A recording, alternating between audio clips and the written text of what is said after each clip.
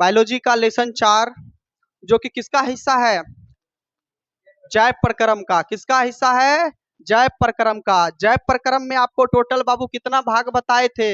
याद रखिएगा, जैव प्रक्रम में आपको हम कितना भाग बताए थे? 4 भाग जैव प्रक्रम में बटा है। पहला कौन सा देखे थे? पोषण, चैप्टर नंबर 1 बायोलॉजी का, चैप्टर नंबर 1 पोषण। दूसरा था आपका श्वसन, दूसरा था श्वसन। तीसरा जो है परिवहन, तीसरा क्या था? परिवहन। और चौथा आज के क्लास में हम लोग देखने जा रहे हैं उत्सर्जन। कौन सा देखने जा रहे हैं? उत्सर्जन, है ना। तो आज के क्लास में कौन सा देखेंगे हम लोग? उत्सर्जन चैप्टर देखेंगे, जो कि आपका चैप्टर नंबर 4 होने वाला है। बहुत ही बेहतरीन चैप्टर है, बस छोटा सा चैप्टर है, इसको आज के क्लास में समापन कर देंगे। तो चलिए हम लोग समझते हैं पहले कि बाबू की उत्सर्जन क्या होता है। तो इससे पहले हम लोग एक टॉपिक देखे थे परिवहन के बारे में, थोड़ा उस पर 1 मिनट चर्चा कर लेते हैं।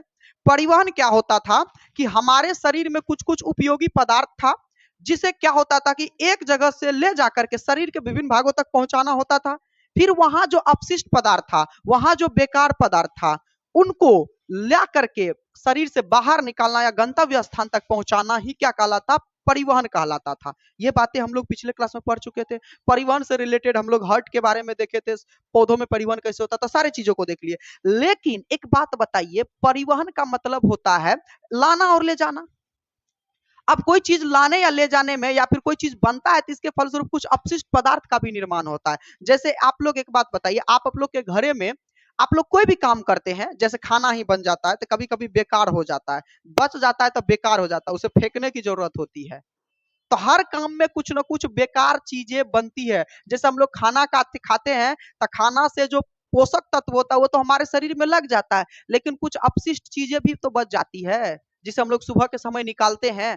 तो वो क्या होता है, उसी को तो हम लोग अभी इस क्लास में जो है निकालने की प्रक्रिया को समझेंगे। जैसे आपका देखिए पसीना, पसीना आप लोग सभी को गर्मी में आता है, तो पसीना भी बाबू कौन सा उत्सर्जी पदार्थ है, इसको भी निकाला जाता है। तो एक विशेष अंग के माध्यम से निकाला जाता है, जिसे हम लोग उत्सर्जन तंत्र कहेंगे। तो उत्सर्जन का मतलब होता है शरीर में जो बेकार का पदार्थ है उसे शरीर से बाहर निकालना, सीधी सी बात है, उत्सर्जन कहलाएगा। बातें क्लियर है? तो शरीर में जो अपशिष्ट पदार्थ है, कचरा पदार्थ है, बेकार पदार्थ है, जो हानिकारक पदार्थ है, उसको शरीर से बाहर निकालना ही क्या कहलाता है बाबू? उत्सर्जन कहलाता है। चलिए देखा जाए एक्सर्शन क्या कहता है कि हमारे शरीर में विभिन्न क्रियाओं के फलस्वरूप, यहाँ ओ लाट डाल दीजिएगा, दिखेगा कहीं कहीं टाइपिंग मिसिंग होगा, है ना। तो हमारे शरीर में विभिन्न क्रियाओं के फलस्वरूप हम लोग अन्य सारे काम करते हैं। जैसे हम लोग गर्मी में मान के चले दौड़, गर्मी नहीं भी है फिर भी दौड़ते हैं तो पसीना निकलना शुरू हो जाता है। तो हमारे शरीर में विभिन्न क्रियाओं के फलस्वरूप जो होता है अवशिष्ट पदार्थ का निर्माण होता है। कौन सा पदार्थ? अवशिष्ट। अवशिष्ट पदार्थ का मतलब होता है बेकार पदार्थ, है ना, जिसका कोई उपयोग हमारे शरीर में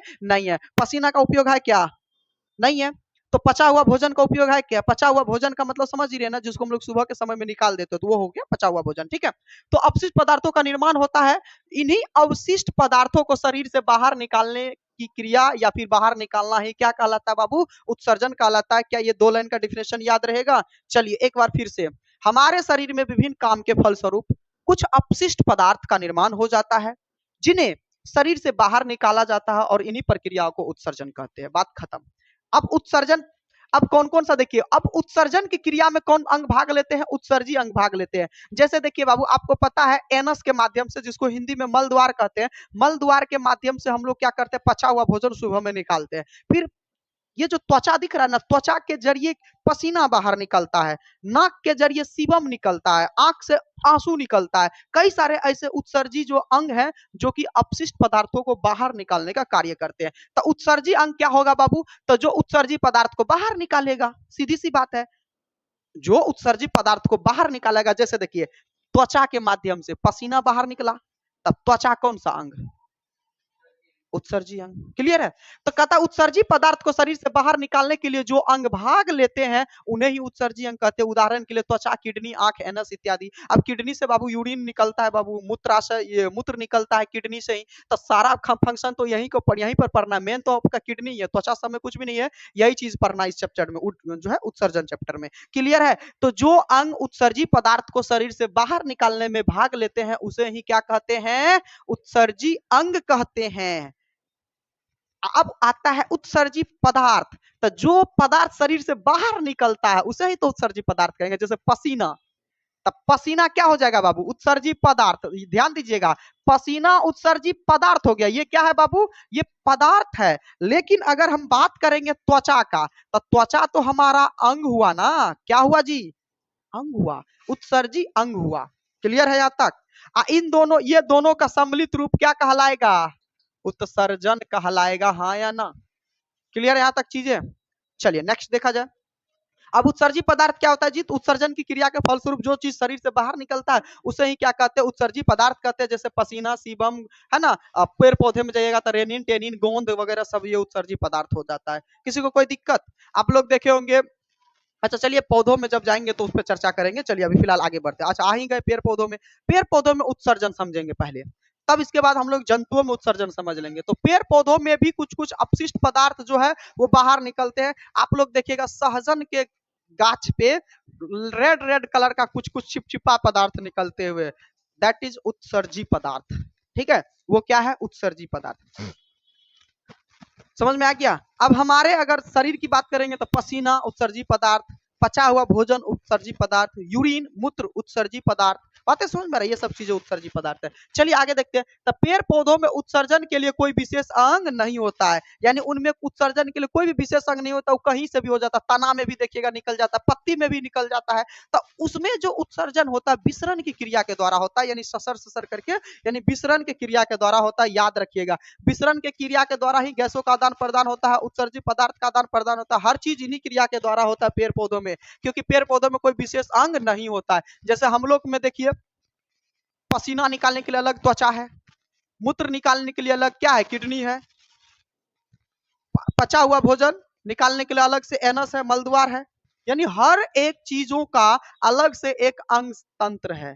क्या पेड़ पौधे में है ऐसा? नहीं, वो विसरण की क्रिया के द्वारा बाहर निकालता है। क्या किसी को कोई दिक्कत? यहां तक वो क्लियर है? आ रहा है समझ में? थोड़ा फास्ट खींच रहे हैं क्या? चलिए देखा जाए। पेड़ पौधों का उत्सर्जी पदार्थ, जैसे देखिए गोंद, यहाँ पर दो डाल दीजिएगा। गोंद हो गया, यहाँ पर रेनिन हो गया। रेनिन क्या हो गया बाबू? रेनिन, टेनिन इत्यादि हो गया। पेड़ पौधों में उत्सर्जी पदार्थ पूछेगा, ये एक नंबर में आएगा बाबू, काम का चीज है ये। एक नंबर में पूछेगा कि पेड़ पौधों का उत्सर्जी पदार्थ, ऐसे मौखिकली याद करिए। गोंद हो गया, रेनिन, टेनिन, ये पेड़ पौधों का उत्सर्जी पदार्थ है। याद रहेगा, यानी पेड़ पौधे का बेकार पदार्थ है ये। ठीक है, रेनिन, टेनिन, गोंद, ये सब जो है आपका पेड़ पौधों का उत्सर्जी पदार्थ है। चलिए, अब पेड़ पौधों का उत्सर्जी पदार्थ छाल और पत्तियों में जमा करके रखते हैं। यानी यह जो अपना उत्सर्जी पदार्थ होता है कहाँ जमा करके रखता है? छाल या फिर पत्ती में। तो आप लोग देखिएगा अक्सर उत्सर्जी पदार्थ यहीं से निकलता है, छाल से ही निकलता है या फिर पत्ती से ही निकलेगा। हम लोग उत्सर्जी पदार्थ कहाँ जमा करके रखते हैं? तो मूत्र, किडनी में, पचा हुआ भोजन अमाशय में रखेगा रे, मलद्वार में रखते हैं, है ना। मलद्वार से पहले एक होता है मलाशय, मलाशय में जमा करके रखते हैं, फिर मलद्वार के रास्ते से उसको निकाल देते हैं। क्लियर है यहाँ तक चीजें? तो ये चीजें आ गई। क्या सभी को समझ में आ रहा है? बाबू बायोलॉजी है, अभी तो तुम लोग शुरुआत ही किए हो, अभी डिटेल से पढ़ना बाकी है। समझ में आ रहा है तो शर्माइएगा नहीं, ना कमेंट गलत करोगे, नहीं तो पुष्ट धोला लगेगा। चलिए, मानव में उत्सर्जन, ठीक है, एक्सर्शन इन ह्यूमंस। अब देखिए मानव में उत्सर्जन की क्रिया समझेंगे। पेड़ पौधे में बस इतना ही था, पेड़ पौधे से ज्यादा कुछ पूछेगा नहीं, एक दो ऑब्जेक्टिव आएगा तो आ जाएगा, या फिर थ्योरी लिखने के लिए आ जाएगा तो बना करके लिख ही दीजिएगा। चलिए मेन समझते हैं मानव में उत्सर्जन। अब मानव में उत्सर्जन कैसे होता है, किन किन क्रियाओं के द्वारा होता है, तो आपको पता ही है। मानव में उत्सर्जन के लिए विशेष अंग होता है, हर अंगों के बारे में जानना है। तो इसमें मुख्य अंग हो गया आपका किडनी, वृक्क के बारे में पढ़ेंगे इस चैप्टर में। किडनी के बारे में पढ़ेंगे क्योंकि सारा फंक्शन वही करता है बाबू। और भी सारे, यूरिन को निकालने का कार्य तो करता ही करता है, और भी कई सारे फंक्शंस जो है किडनी के माध्यम से होते हैं, इसलिए उनको ही पढ़ना इस चैप्टर में। चलिए आगे देखते हैं। तो मानव में उत्सर्जन के लिए विशेष अंग तंत्र लगे होते हैं जो निम्न है। कौन कौन हो गया बाबू? तो त्वचा, त्वचा से क्या क्या निकलता है? तो पसीना, सीबम और नमक। आप लोग देखिएगा सीबम जो होता है यहाँ नाक से निकलता है, यहाँ पर ये चिपचिपा पदार्थ को ही सीबम कहा जाता है। ठीक है, आप लोग कभी कभी देखिएगा जब सुबह सुबह जगिएगा ना तो इसे नाक पर या तैलीय पदार्थ जम जाता है, चिपचिपा पदार्थ, ठीक है, उसी को सीबम कहा जाता है। ठीक है, इसके बाद देखिए नमक, नमक भी निकलता है। जैसे एक बात बताइए, अभी आप लोगों को कुछ दिन पढ़ा रहते थे, गर्मी में मेरा शर्ट पसीना से भीग जाता था, दूसरे दिन आते थे तो व्हाइट व्हाइट कलर का दिखने लगता था। है ना। आप लोग भी नोटिस किए होंगे, आप लोग भी पहनते होंगे गर्मी में तो वो दिख जाता है। तो बाबू पसीना से ही नमक निकलता है, यानी हम लोग डायरेक्ट नमक भी कह सकते हैं। तो ऑब्जेक्टिव अगर पूछेगा कि नमक जो है हमारे शरीर के किस अंगों से निकलता है, किस अंग तंत्र से, तो त्वचा से निकलेगा। बातें समझ में, वो पसीना के रूप में निकलता है। क्लियर है। चलिए नेक्स्ट देखा जाए, फेफड़ा। अब देखिए फेफड़ा से क्या निकलता है बाबू, बलगम। बलगम समझ रहे हो ना, जो खांसी करते हैं तो इतना मोटा मोटा थक्का करके निकलता है, ठीक है, उसी को क्या कहते हैं, उसी को बलगम कहा जाता है। चलिए, कार्बन डाइऑक्साइड भी निकलता है। कार्बन डाइऑक्साइड भी किससे निकाला जाता है, फेफड़ा से ही निकाला जाता है। CO2 बाहर निकलता है। बात क्लियर है यहाँ तक। चलिए नेक्स्ट देखा जाए, यकृत। यकृत समझते हैं बाबू, है ना, क्या हो गया, लीवर। क्या हो गया, लीवर। इसको इंग्लिश में कहते हैं लीवर, याद रखिएगा। यकृत को क्या कहते हैं, लीवर कहते हैं, ठीक है। यह अमोनिया और यूरिया को, मतलब यूरिया का निष्कासन करता है बाबू। यूरिया बहुत खतरनाक है, अमोनिया भी खतरनाक है। इसका प्रयोग जब किडनी में यूरिन के बारे में पढ़ाएंगे ना, तब समझाएंगे। आप लोग देखते होंगे अक्सर जो होता है ना, मूत्र में गंध होता है, ठीक है। तो क्यों होता है बाबू, इन्हीं के कारण होता है, ठीक है। ये सभी चीजों को पढ़िएगा बाबू, शारीरिक चीजें से जुड़ी हुई है तो पढ़ना तो पड़ेगा ही, और जानना भी जरूरी है, ठीक है। यही सबसे क्वेश्चन ज्यादा रहेगा तो फिर वहां हंसते रहिएगा, फिर मजा आ जाएगा एग्जाम हॉल में। समझ में आ रहा है, पढ़ल रहिएगा नहीं है ना, फिर दिक्कत है। चलिए, अब बड़ी आंत में कौन होता है, अनपचा भोजन, जिसको काइल कहते हैं। याद रखिएगा, ये जो मेन चीज दी है यहाँ पर, ध्यान दीजिए, काइल पूछ दिया है था एक बार ऑब्जेक्टिव में कि अनपचा भोजन को क्या कहते हैं, काइल कहते हैं। इसलिए यहाँ लिख दिए हैं, आप लोग ध्यान से समझिएगा। अनपचा भोजन को क्या कहते हैं, काइल कहते हैं, याद रहेगा। चलिए नेक्स्ट देखा जाए, अब देखो वृक या गुर्दा। वृक या फिर गुर्दा, इससे यूरिया और यूरिन का क्या होता है, निष्कासन होता है। मेनली विशेष हम लोगों को इसी के बारे में पढ़ना है, वृक या गुर्दा के बारे में पढ़ना है, ठीक है। वृक या फिर गुर्दा के बारे में, इससे क्या निकलता है, यूरिन निकलता है या फिर यूरिया निकलता है। याद रखिएगा, यूरिन और यूरिया निकलता है, ठीक है। तो आपको इनसे 1 या 2 नंबर का ऑब्जेक्टिव कंफर्म रहेगा आपके एग्जाम में, याद कर लीजिए, इसको गांठ बांध लीजिए, ये रहेगा ही रहेगा इससे 1 नंबर या 2 नंबर का ऑब्जेक्टिव। कहेगा सीबम किससे निकलता है जी, त्वचा से। बलगम किससे निकलता है, तो फेफड़ा से। ये चीज आप लोगों को ध्यान में रखना होगा, ठीक है। चलिए नेक्स्ट देखा जाए, अब आ गया जिसका इंतजार था बबुआ पहले, अब किडनी पर, किडनी देखिए, किडनी का चित्र बनाना पड़ेगा, तबे ना अब किडनी के बारे में पढ़ेंगे। अभी देखो बताए थे ना किडनी के बारे में, दिखाइए, अब सबको किडनी बनाना सिखाते हैं। चलिए कॉपी निकालिए अब। ऐसे नोट्स में होगा ही, सभी के नोट्स में यहाँ पर किडनी बना हुआ होगा, लेकिन फिर से आप लोगों को बनाना है। नहीं तो यहाँ बताएंगे तब, किडनी बत पर कौन सा अंग है, ऐसे थोड़ी ना समझ जाओगे, बिना चित्र का समझ ही नहीं पाओगे।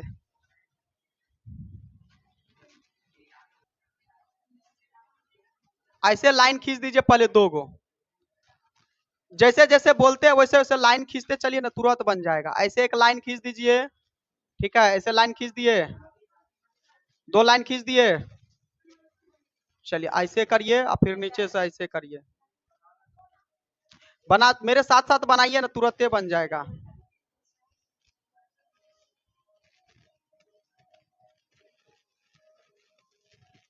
ठीक है,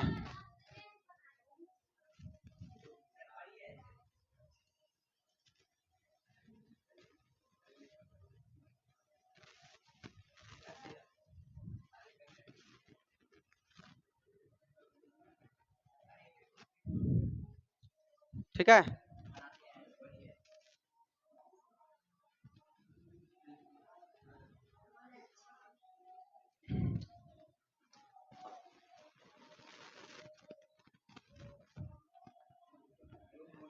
चलिए अधिवृक हो गया, ठीक है। अब इनसे जुड़ा होता है मूत्राशय बाबू, मूत्र नलिका, ठीक है।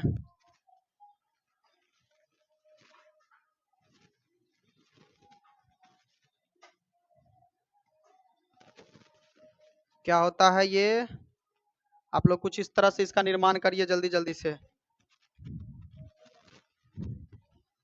इतना जल्दी बना दिए,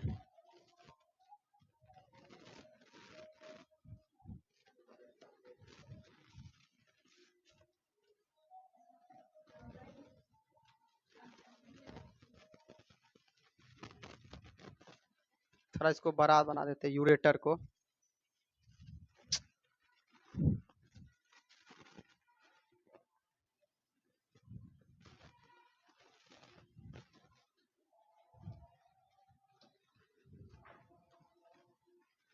चलिए हो गया।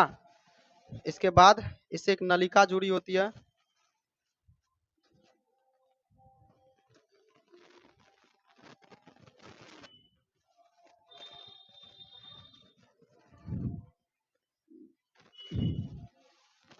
चलिए हो गया क्या? तो ये आपका बाबू, ये आपका जो है ब्रिक बन गया है, ये ब्रिक बन करके तैयार हो गया है, किडनी बन गया है। किडनी इसी तरह से होता है बाबू, दो सेम के बीच के आकार की तरह ही होता है। चलिए इसको लिख लिया जाए, जल्दी से बना लीजिए चित्र आप लोग, ठीक है।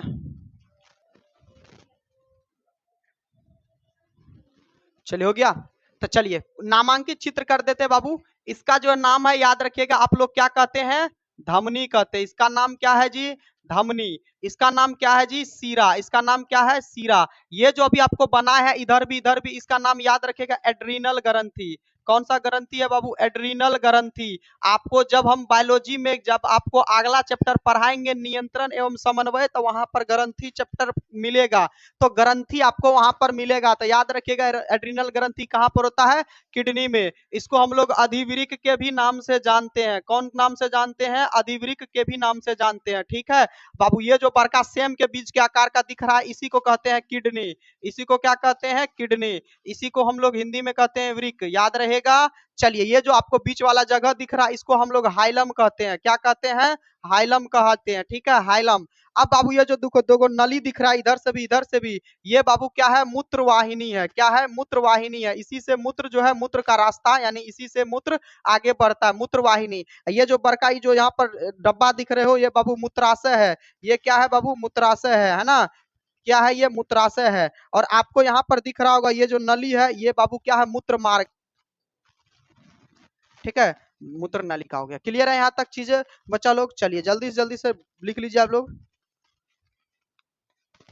है ना। तो ये आपका बाबू क्या हो जाएगा?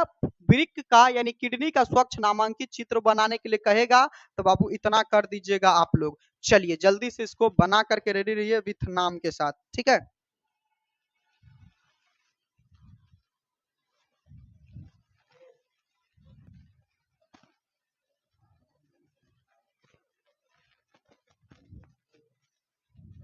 देखिए ये तो स्वच्छ नामांकित चित्र हो गया, लेकिन इसका पूछेगा कार्य विधि बताइए, तो इनके बारे में थोड़ा बताना है बाबू। तो चलिए ये जो दिख रहा है आपको बाबू, ये किडनी है, यही किडनी है। इसका आकार सेम के बीच का आकार का जैसा होता है। इसके ऊपर एक ग्रंथि लगी होती है जिसे एड्रिनल ग्रंथि कहते हैं। बीच में जो है ये जो दिख रहा है, ये बाबू हाइलम है आपका। ये जो हाइलम, ये जो किडनी से दो देखिए मार्ग जुड़ा हुआ है, दो नलिका जुड़ी हुई है, इसे हम लोग मूत्र वाहिनी कहते हैं। जिससे होकर के मूत्र कहाँ पर पहुंचता है? इस वाले डब्बा में पहुंचता है, मूत्राशय में पहुंचता है, जहां पर मूत्र स्टोर रहता है। यही क्या करता है, समय समय पर जब इसमें ज्यादा जमा हो जाता है, तो हम लोग क्या फील करते हैं कि मतलब मूत्राशय लग चुका है, और फिर हम लोग क्या करते हैं? उसको बाहर निकालने का कार्य करते हैं। किसके द्वारा बाबू? मूत्र नलिका के द्वारा। और ज्यादा इसमें कुछ विशेष नहीं है। हाँ, लेकिन इसके क्रियात्मक इकाई को नेफ्रॉन कहते हैं। नेफ्रॉन का भी कहानी आगे पढ़ना है, सारा कहानी तो वही करता है, ठीक है। तो चलिए इसमें आगे बढ़ा जाए और इसके बारे में कुछ जानते हैं बाबू। सबसे पहली बात है तो जरा समझा जाए, मानव शरीर में एक जोड़ा ब्रिक होता है। देखिए एक जोड़ा ब्रिक कहने का मतलब, देखिए यहाँ पर आपको दिख रहा होगा, एक एक किडनी उधर, एक किडनी इधर। किधर है बाबू? एक किडनी इधर, एक उधर है। तो आप इसीलिए आपको पता होगा हमारे शरीर में किडनी कितना? दूगो। कहता है कि एगो खराबो हो जाएगा तो एगो पे काम चलेगा। चलेगा तो जरूर बाबू, लेकिन उतना अच्छा से नहीं है ना चलेगा। जितना आप अच्छा से दो पैर पे दौड़ पाइएगा, उतना एक पैर पे दौड़ पाइएगा? दौड़ तो सकते हैं एक लाठी लेकर के, दिक्कत नहीं होगा, लेकिन जो दो से काम हो रहा है वो एक से काम नहीं होता है। नहीं, धमनी इसका थोड़ा पतला होता है। सिरा यहाँ पर मोटा बन गया, आकृति में मोटा बन गया, आप लोग समझना है, ये पतला होता है, ठीक है। इसी बात से, और कुछ बात वैसे धमनी मोटा होता है। चलिए आगे देखा जाए। अब कहता कि बायां वृक्क जो होता है थोड़ा ऊपर की ओर उठा होता था, तो दायां वृक्क वृक्क यकृत के कारण क्या होता है? थोड़ा नीचे होता है। अब देखिए किडनी के ऊपर एड्रिनल ग्रंथि होता है। देखो अभी इसके ऊपर एक बताए थे एड्रिनल ग्रंथि, ठीक है, जिसे अधिवृक्क भी कहते हैं। अब किडनी का आकार किसके आकार का होता है जी? सेम के बीज के आकार का होता है। किडनी का आकार किसके आकार का होता है? सेम के बीज के आकार का होता है, याद रखिएगा। इसका वजन लगभग 140 ग्राम होता है किडनी का, याद रखिएगा। ये पूछा जा चुका है कि किडनी का वजन लगभग कितना होता है, तो 140 140 ग्राम के आसपास होता है। आप लोग इसको आराम से हाईलाइट कर दीजिए। किडनी का वजन कितना होता है? 140 ग्राम के आसपास होता है और सेम के बीज के आकार का होता है। अब इसकी लंबाई बाबू पूछेगा तो याद रखिएगा 10 सेंटीमीटर तथा चौड़ाई 5 से 6 सेंटीमीटर तथा ऊंचाई 2.5 से 4 सेंटीमीटर के बीच होता है। ये पूछ देगा, ये आप ध्यान से इसको पढ़ लीजिएगा। लंबाई 10 सेंटीमीटर, चौड़ाई 5 से 6 सेंटीमीटर, ऊंचाई 2.5 से 4 सेंटीमीटर के करीब होता है। अब किडनी के आंतरिक भाग को क्या कहते हैं? हाइलम कहते हैं। हाइलम के बारे में अभी तुरंत बताएं। किडनी के आंतरिक भाग को क्या कहते हैं? हाइलम कहते हैं। अब देखिए दोनों किडनी से क्या जुड़ा होता है जी? मूत्रवाहिनी जुड़ा होता है, जिससे क्या होता है जी? जिससे होकर मूत्र कहां पर पहुंचता है? मूत्राशय में पहुंचता है। कहां पर पहुंचता है? मूत्राशय में पहुंचता है, यानी यूरिनरी ब्लडर में पहुंचता है। यूरिन कहां पर पहुंचता है? यूरिनरी ब्लडर में। अब कहता है मूत्राशय मूत्र को क्या करके रखता है? जमा करके रखता है। फिर वो क्या करता है? समय समय पर मूत्र नलिका के रास्ते से उसे क्या करते रहता है? खाली करते रहता है, बाहर करते रहता है। बातें समझ में आ गई इतना तो और बाकी कुछ विशेष बात इसमें नहीं है। लेकिन किडनी के अंदर होता है बाबू नेफ्रॉन। सारा काम तो वही करता है।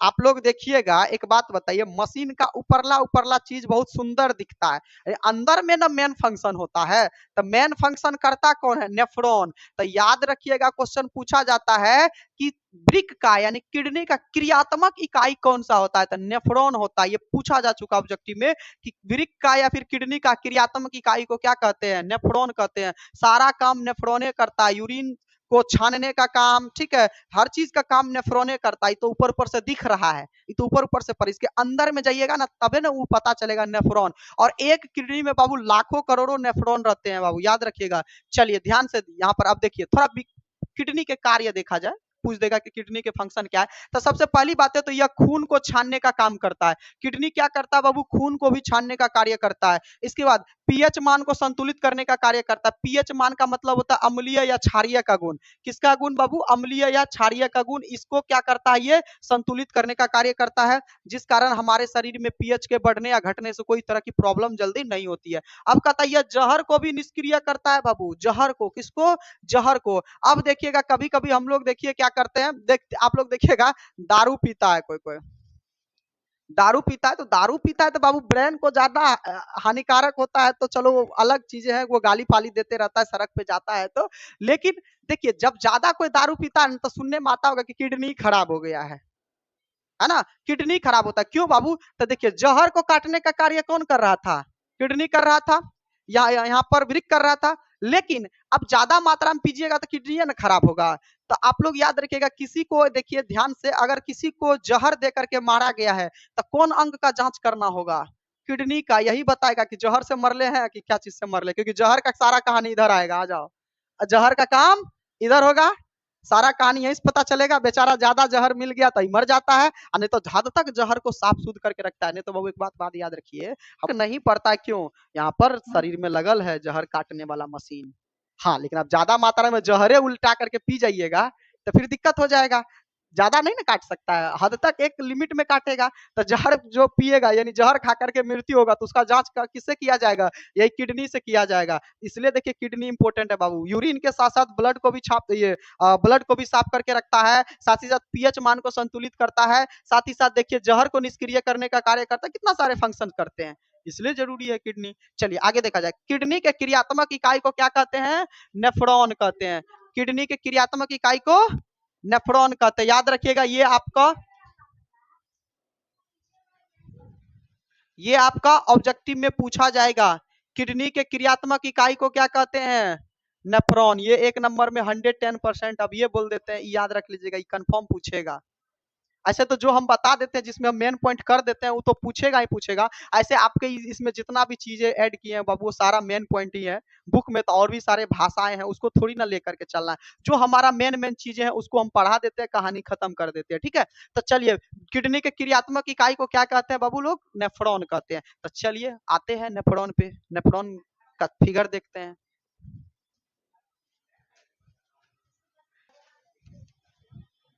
चलिए, तो नेफ्रॉन का थोड़ा चित्र बनाना सीखते हैं। कुछ इस तरह से कर दीजिएगा, ठीक है।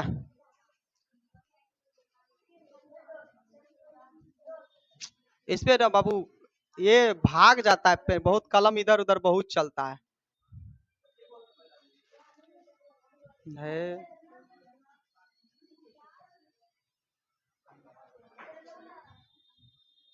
चलिए बनाते चलिए, जैसे जैसे करते हैं बनाते चलिए आप लोग, ठीक है, साथ ही साथ बनाइएगा तो बेहतर होगा।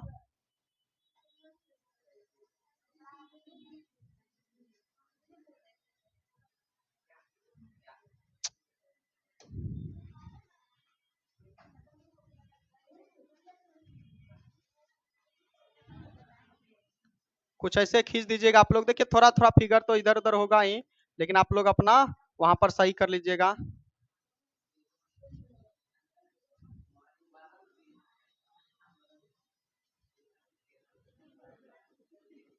ठीक है, कुछ इस तरह से आप लोग बनाइए जल्दी जल्दी से फिगर। इसके बाद आप लोग हैंडल्स यहाँ पर यू बना दीजिए। ठीक है, यहाँ पर क्या बना दीजिए, यू बना दीजिए।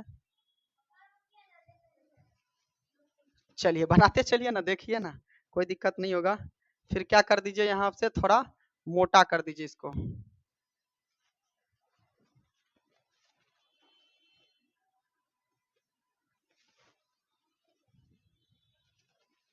ठीक है, इस तरह से जल्दी जल्दी खींचते चलिए आप लोग।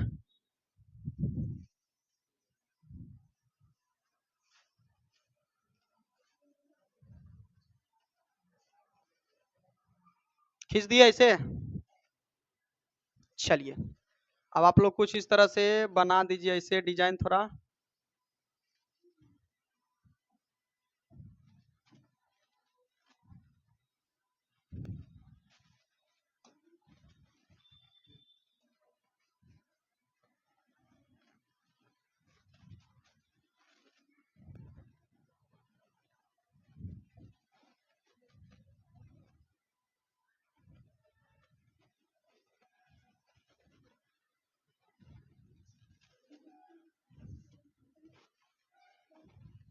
चलिए बन गया क्या? अब बीच बीच में साखित निकालते चलिए आप लोग। ठीक है, बीच बीच में क्या निकालते चलिए, शाखा इसका निकालते चलिए, है ना, संग्राहक नलिका।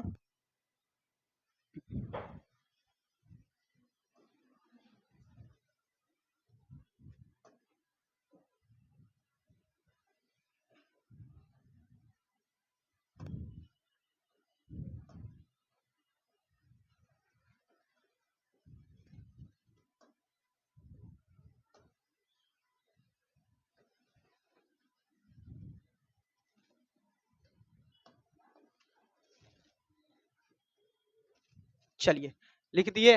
तो कुछ इस तरह से आप लोग नेफ्रॉन का चित्र बना करके रेडी रहिए, फिर इसका नाम बताते हैं हम। ठीक है, चलिए हो गया क्या इतना तक? चलिए हो गया है, तो अब नामांकित कर देते हैं बाबू, स्वच्छ नामांकित कर देते हैं। देखिए बाबू, इधर वाला जो पार्ट है बाबू, इसको कहते हैं अभिवाही धमनिया। इसको क्या कहते हैं? अभिवाही धमनिया। क्या कहते हैं बाबू? अभिवाही धमनिया। ठीक है, याद रखिएगा आप लोग। अब इधर वाला जो है इसको कहते हैं अपवाही। क्या कहते हैं? अपवाही धमनिया। ठीक है, अपवाही धमनी लिख देते हैं आप लोग, देख लीजिएगा। ठीक है, अपवाही धमनिया। इसके बाद ये देखो, इसमें बीच बीच में जो स्पंज टाइप का है बाबू, इसको हम लोग क्या कहते हैं? ग्लेमेरुल्स।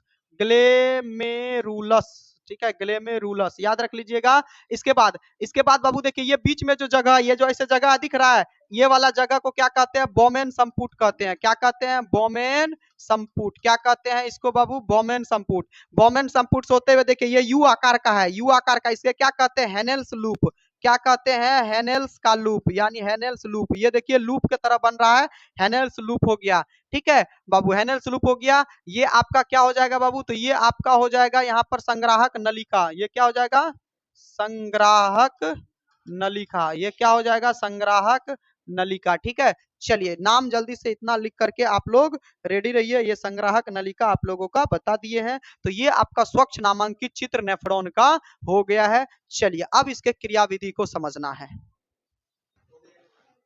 चलिए, तो ये बाबू आपका क्या हो गया? नेफ्रॉन का स्वच्छ नामांकित चित्र हो गया। चलिए थोड़ा इनके बारे में समझ लेते हैं डिटेल से। ओके, देखा जाए अब बाबू देखिए यहाँ पर जो दिख रहा है बाबू, ये क्या है बाबू, ये है आपका बोमेन संपुट।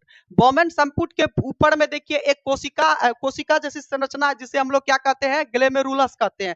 क्या कहते हैं, ग्लेमेरुलस। और ग्लेमेरुलस में देखिए दो धमनियां लगी होती है। कौन सी दो धमनियां लगी होती है, एक अभिवाही धमनियां, एक अपवाही धमनियां। फिर इधर से बाबू ये रास्ता चला जाता है किधर, हेनेल्स लूप की तरफ, है ना। हेनेल्स लूप से होते हुए फिर ये संग्राहक नलिका की ओर चला जाता है। तो ये बाबू ये जो नेफ्रॉन है, यही नेफ्रॉन किडनी में होता है। जो आपको किडनी दिखाए थे, ब्रिक दिखाए थे, ये किडनी में, एगो किडनी में 10 लाख है, इधर भी 10 लाख। यही सारा मेन फंक्शन करता है, यही सारा काम करता है। इसीलिए तो किडनी की क्रियात्मक इकाई कहलाता है। किडनी की क्रियात्मक इकाई को क्या कहते हैं, नेफ्रॉन कहते हैं। आप लोग ध्यान में रखिएगा, सारा चीज यही करते हैं, ठीक है, सारा चीज यही करते हैं। क्लियर है यहाँ तक। तो अब इसके बारे में समझा जाए आगे, ठीक है, जरा समझ लीजिएगा इमेज को। अब कहता है नेफ्रॉन के बारे में थोड़ा जानते हैं। ये नेफ्रॉन क्या होता है, देखिए समझिएगा। ब्रिक, ब्रिक अनिश्चित नलिकाओं से बना होता है। यानी जो ब्रिक था, हमारा किडनी था, इसमें अनिश्चित नलिका, नलिका कौन, यही नेफ्रॉन के बारे में बात किया जा रहा है। अनिश्चित नलिकाओं से मिलकर के बना होता है, जिसे हम लोग क्या कहते हैं, नेफ्रॉन कहते हैं। जिसे क्या कहते हैं, नेफ्रॉन। प्रत्येक किडनी में, यानी प्रत्येक ब्रिक में कितना नेफ्रॉन होता है, 10 लाख। एक नंबर का आ गया, यहीं से एक नंबर का पूछेगा यहाँ पर। प्रत्येक किडनी में नेफ्रॉन की संख्या कितनी होती है बाबू, 10 लाख होती है। 10 लाख इधर, 10 लाख इधर, ठीक है। अब चलिए जरा इसका बनावट समझ लेते हैं। क्या समझ लेते हैं, बनावट समझ लेते हैं कि कैसे बनाया हुआ है। तो देखिए नेफ्रॉन में कप के आकार का, कप देखे तैसे, नेफ्रॉन में कप के आकार का होता है, उसको क्या कहते हैं, बोमेन संपुट। कप के आकार का होती है, जिसे बोमेन संपुट कहते हैं। यही था ना बाबू बोमेन संपुट, इसी से होकर के नलिका गुजरा था, तो बोमेन संपुट कहते हैं। अब बोमेन संपुट में रक्त कणिकाएं उपस्थित होती है। देखिए बोमेन संपुट में ऐसे था स्पंजी टाइप का उस रक्त कणिका, जिसे हम लोग क्या कहते हैं, ग्लेमेरुलस कहते हैं। देखिए क्या कहते हैं, जिसे ग्लेमेरुलस कहते हैं।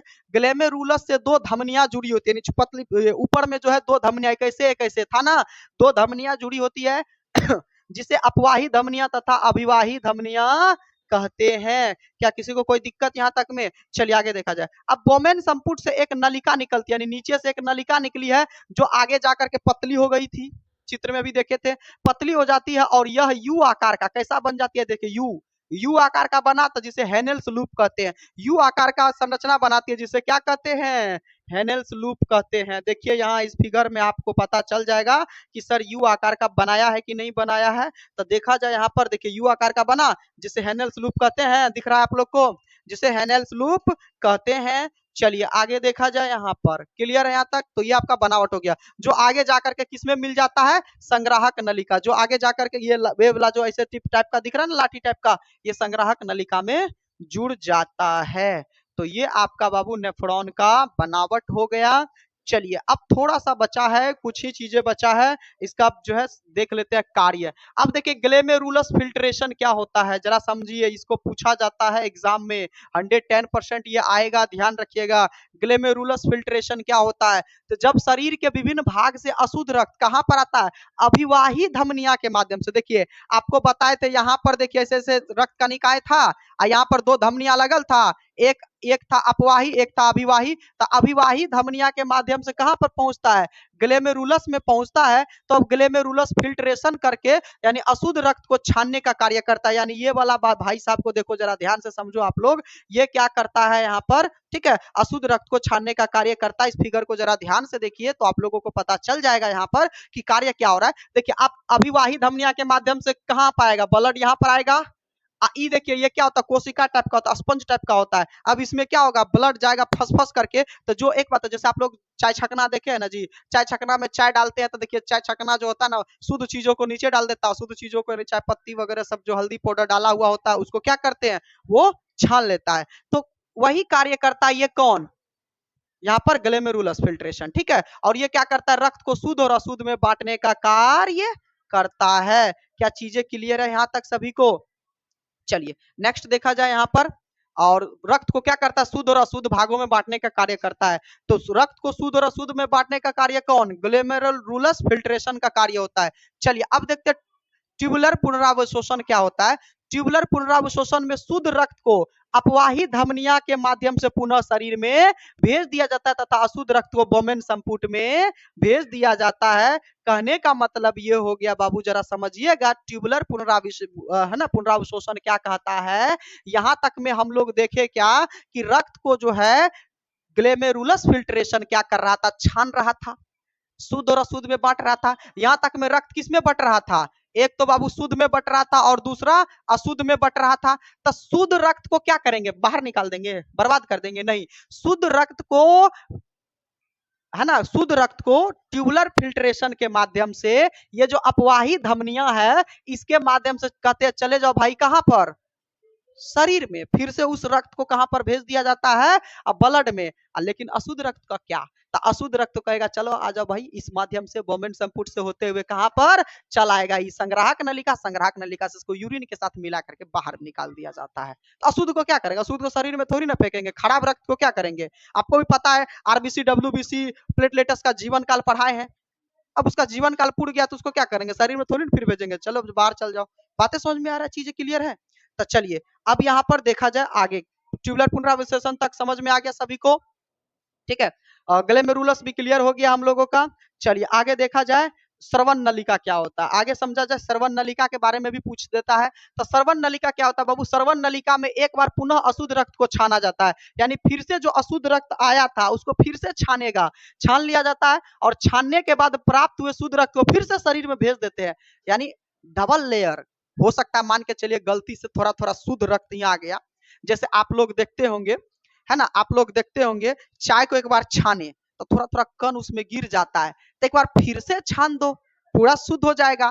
तो ग्लेमेरुलस फिल्ट्रेशन तो वहां छान ही दिया, लेकिन श्रवण नलिका फिर क्या करता है, एक बार और छानता है, और फिर जो वहां थोड़ा सा शुद्ध रक्त निकलता है फिर से उसको शरीर में भेज दिया जाता है। सोचिए कितना अच्छा बेहतरीन सिस्टम लगा है, कोई भी चीज बर्बाद नहीं होता हमारे शरीर में, देख रहे हैं, एक बार नहीं डबल बार उसका क्या होता है, साफ सफाई होता है। अब जो बचा अशुद्ध रक्त, अब क्या करता है, उसे यूरिन के साथ मिला करके मूत्र में बदल दिया जाता है और जिसे शरीर से बाहर निकाल दिया जाता है। तो ये चीजें हम लोग समझे बाबू पूरा वृक्क की कहानी को। चलिए अब हीमोडायलिसिस क्या होता है, जरा वीवीआई कर दीजिएगा, इसको पूछा जाता है। देखिए होता क्या है बाबू, ये हीमोडायलिसिस याद रखिएगा क्या करता है, यह जो है खून को साफ करने का कार्य करता है। कभी कभी चोट लगने के वजह से या कभी कभी गलत कार्यों के वजह से क्या होता है, किडनी खराब हो जाता है, क्या होता है, किडनी खराब हो जाता है, तो उस किडनी पर क्या करता है डॉक्टर साहब, उसको काट करके, जो हमारे पास नेचुरल किडनी है, प्राकृतिक किडनी है, उसको काट करके अपना कृत्रिम किडनी लगा देता है, जिसे हम लोग क्या कहते हैं बाबू, हीमोडायलिसिस मशीन कहते हैं। क्या कहते हैं, हीमोडायलिसिस मशीन कहते हैं। जिंदा तो रहिएगा लेकिन ज्यादा दिक्कत होगा तो फिर परेशानी हो जाएगा, क्योंकि आर्टिफिशियल चीज आर्टिफिशियल है तो कितने तरह काम करेगा, और जो मेन जनमिनली चीज है वो अच्छा से काम करता है। तो कहता है किसी कारणवश या चोट लगने अथवा ज्यादा नशा करने के कारण मनुष्य का दो दो किडनी क्या हो जाता है, खराब हो जाता है, उसी क्षतिग्रस्त हुए किडनी की जगह पर एक कृत्रिम किडनी लगा दिया जाता है, यानी बनावटी किडनी लगा दिया जाता है डॉक्टर के द्वारा, जो ठीक असली किडनी के ही जैसा क्या करता है, काम करता है। इसी कृत्रिम किडनी को क्या करते हैं बाबू, हीमोडायलिसिस मशीन कहते हैं। तो यानी किडनी के जगह पे क्या लगा दिया, हीमोडायलिसिस मशीन। तो एक बात बताइए, यहाँ से ऑब्जेक्टिव घुमा के पूछता है, एक बात बताइए, किडनी का कौन काम था, यूरिन को बाहर निकालना, ब्लड को भी साफ करने का कार्य करता था। तो आपसे पूछा जाएगा कि हीमोडायलिसिस का कार्य क्या है बाबू, तब ब्लड को भी ये भी साफ करेगा, क्योंकि किडनी के ही ना जैसा कार्य कर रहा है, तो ये भी क्या करेगा, हीमोडायलिसिस ब्लड को साफ करने का कार्य करता है।